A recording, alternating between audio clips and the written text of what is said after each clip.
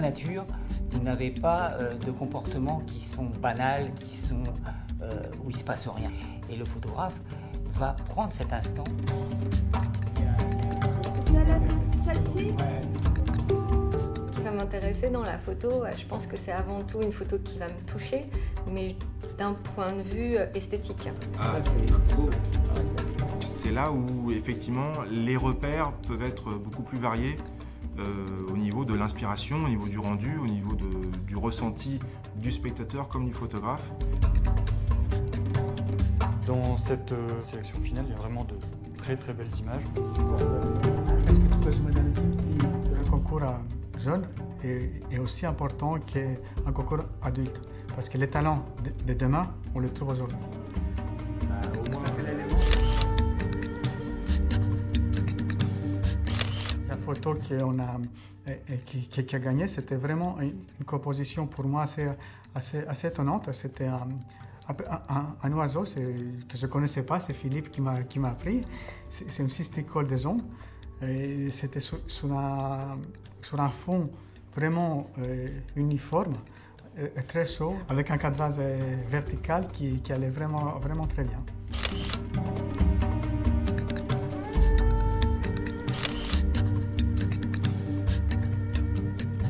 C'est l'œil de l'enfant qui est intéressant. Déjà, il a pu saisir l'instant de la vague.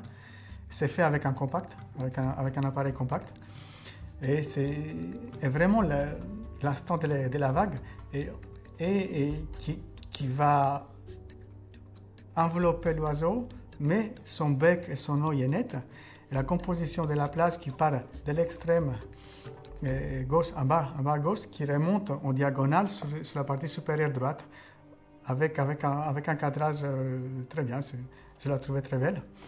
Et pour montrer aussi que sur les enfants, c'est pas la peine d'aller courir dans des endroits exotiques avec des matériels de 14 ou 15 000 euros pour faire des photos. Il suffit d'aller à la plage, il suffit de sortir.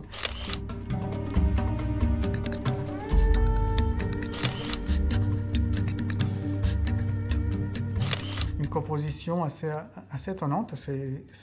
Elle n'est pas conventionnelle.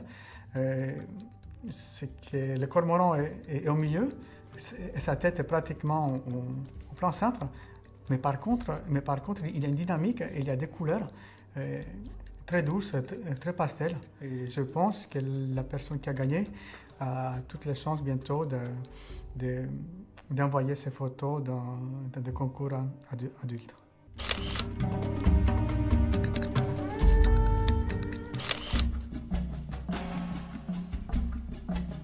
C'est l'illustration parfaite de l'interaction entre deux espèces. Nous avons un grand nombre d'étourneaux posés et au milieu d'eux, une corneille.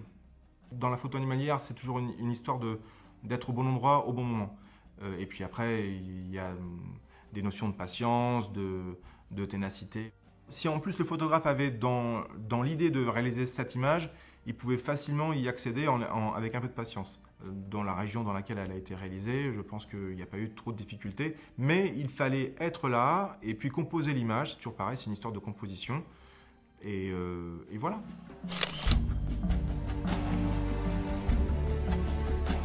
Au fil des ans, on se rend compte qu'on passe de la photo naturaliste de plus en plus vers la photo d'art.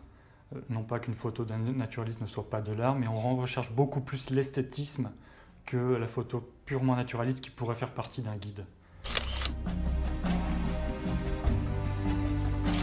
Un manchot de Magellan qui est face aux éléments, face à la pluie, face à la neige, face dans la tourmente, dans le blizzard, et qui donne déjà par ses conditions climatiques un certain dynamisme, mais qui en plus il y a eu un parti pris dans le cadrage, dans la composition, qui va à l'encontre de tout ce qu'on pourrait apprendre aux photographes sur les conventions. Ce qu'on voit bien, c'est que c'est un photographe d'expérience, parce qu'en général, on apprend des règles en photographie, et c'est à partir du moment où on connaît bien ces règles qu'on se permet de les briser.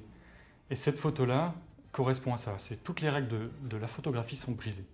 Notamment la règle des tiers, la direction du regard, la contre-plongée qui est importante. Enfin, en tout cas, moi, ça donne ce dynamisme dans cette composition mais qui m'a vraiment plu. J'aurais aimé être à la place du photographe.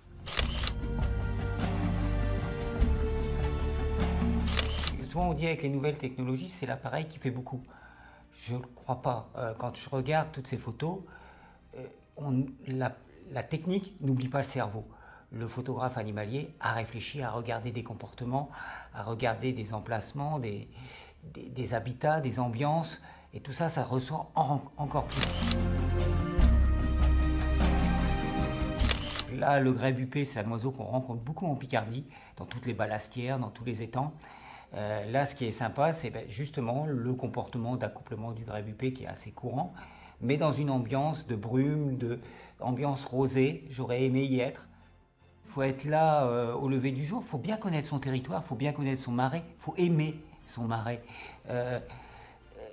Les ambiances embellissent le lieu, mais le lieu, c'est un lieu que vous aimez. La photo, c'est aussi le reflet de ce que vous aimez, de la personnalité du photographe, de la personnalité du lieu. Montrer ce que l'on aime, ça aussi, ça fait grandir.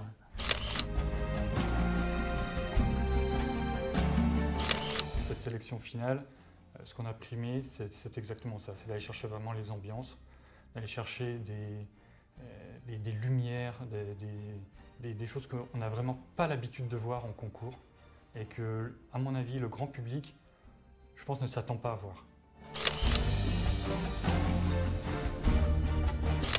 Dans une ambiance de fin de journée, un tétra qui commence à prendre son envol, avec une ambiance dans le ciel qui est, pour moi, parfaite. La même photo avec un ciel vide, elle ne passait pas. Là, on a un ciel qui est bien coloré, qui est bien chargé. La silhouette est très belle. Techniquement, c'est très bien réalisé puisque la vitesse choisie rend juste le mouvement qu'il fallait pour donner de la dynamique à l'image. Donc c'est une image aussi que j'aurais aimé faire. On va dire que la chance, ça se provoque. C'est pas une chance si le photographe était là à cet instant-là. C'est pas un photographe qui marchait, qui a vu ça, tiens, je vais faire la photo. Non, il a dû y passer plusieurs heures d'affilée pour uniquement cette photo-là. Et je pense qu'il doit forcément connaître le terrain et connaître les individus, ça doit faire plusieurs mois ou plusieurs jours, enfin, un très long moment qui doit suivre ces individus. Il reste toujours un noyau dur de photographes très attachés au naturalisme, à détailler les comportements, les attitudes, les phases de la vie d'une espèce. Et il y a ceux qui, pour beaucoup de la jeune génération, j'ai l'impression, apportent vraiment un nouveau souffle en mettant l'espèce en parenthèse presque pour le resituer dans son environnement. On a choisi de primer un chardonneret sur sa petite quart d'air.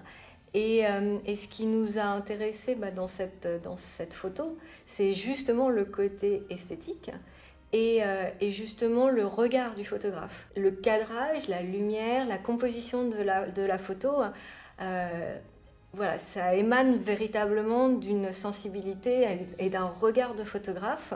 C'est pas une photo documentaire. Moi, je trouve que, moi, j'ai un réel plaisir, parfois même probablement aussi décuplé, quand je peux faire des belles observations et quand je peux voir des photos d'animaux qui sont ou de plantes qui sont de chez nous et qu'on peut voir vraiment dans notre jardin. C'est vraiment le côté, oui, l'extraordinaire, il est aussi là à partir du moment où on ouvre les yeux et où on a un petit peu de curiosité. Voilà, et pour moi, ça illustre ça aussi en plus de tout le reste. Sans aller à l'autre bout du monde, c'est vrai que même dans nos jardins et en Europe de manière générale, on a des oiseaux vraiment sublimes. Et sublime ne veut pas forcément dire de toutes les couleurs, parfois c'est vraiment dans les purs. Oui, l'oiseau pour moi est vraiment tout un groupe d'animaux qui peut être particulièrement esthétique et aussi dans sa façon d'être, dans son comportement. C'est assez fascinant. Nous avons une image qui peut paraître assez classique, mais qui, dans sa teneur graphique, apporte quelque chose de très intéressant. Nous avons deux choucas, ce sont deux oiseaux noirs, sur fond noir. Et donc, déjà, au niveau technique, c'est quelque chose qui est assez intéressant à traiter et à découvrir. Et en plus, il y a d'abord un oiseau au premier plan et un autre qui est plus difficile à déceler de prime abord en arrière-plan, qui vient compléter l'image. En fait, c'est cette association de deux plans différents avec cette espèce qui nous a amené à la sélectionner, car il y avait une construction et une unité qui nous semblait intéressante à mettre en avant. On devient photographe.